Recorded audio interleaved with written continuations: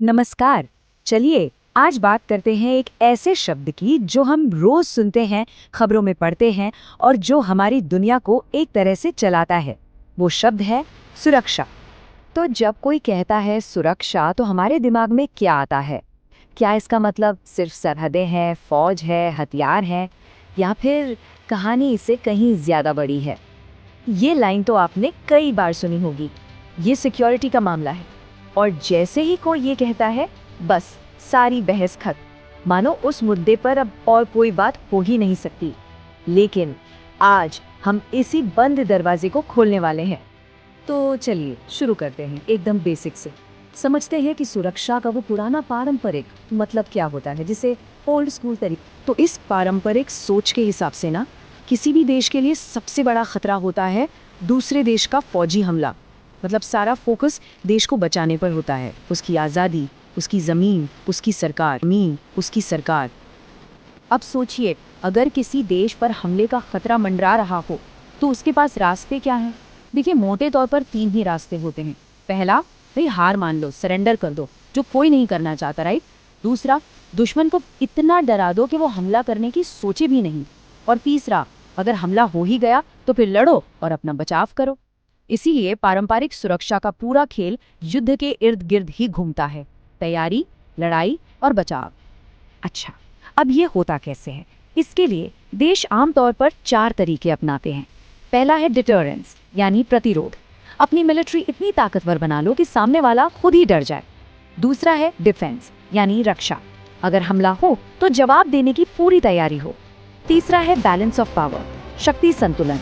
मतलब अपने आसपास किसी को भी इतना ताकतवर मत बनने दो कि वो खतरा बन जाए। और चौथा, अलायंस बिल्डिंग, गठबंधन बनाना, दोस्त देशों के साथ मिलकर अपनी ताकत बढ़ाना। पर क्या सिर्फ यही तरीके काफी हैं? लेकिन तब क्या होता है जब सबसे बड़े खतरे बाहर से नहीं बल्कि अंदर से आने लगे? और देखिए, 20वीं सदी ने हमें यही दिखाया। एक कड़वी हकीकत सामने आई कि ज्यादातर खतरा सरहद पार से नहीं बल्कि देश के अंदर से ही पैदा हो रहा था। और ये जो आंकड़ा आप देख रहे हैं, ये वाकई चौंकाने वाला है। आज दुनिया में जितने भी हथियारबंद झगड़े हो रहे हैं ना, उनमें से 95% दो देशों के बीच नहीं बल्कि एक ही देश के अंदर हो रहे हैं। मतलब गृह युद्ध।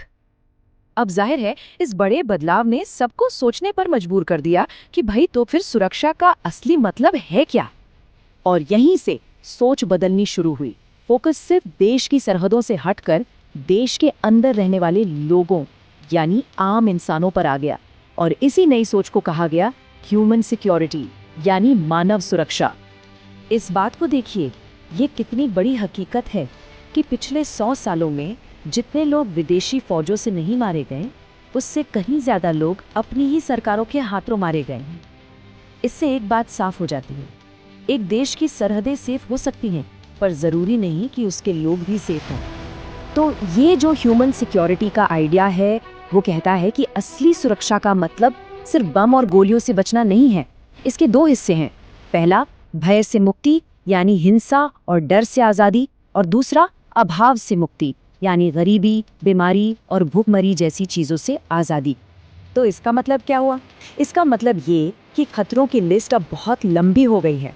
अब इसमें आतंकवाद है, मानवाधिकारों का उल्लंघन है, दुनिया भर में फैली गरीबी है, लोगों का एक जगह से दूसरी जगह पलायन है, और तो और महामारियां और क्लाइमेट चेंज जैसे खतरे भी हैं जिनसे कोई आर्मी लड़ ही नहीं सकती।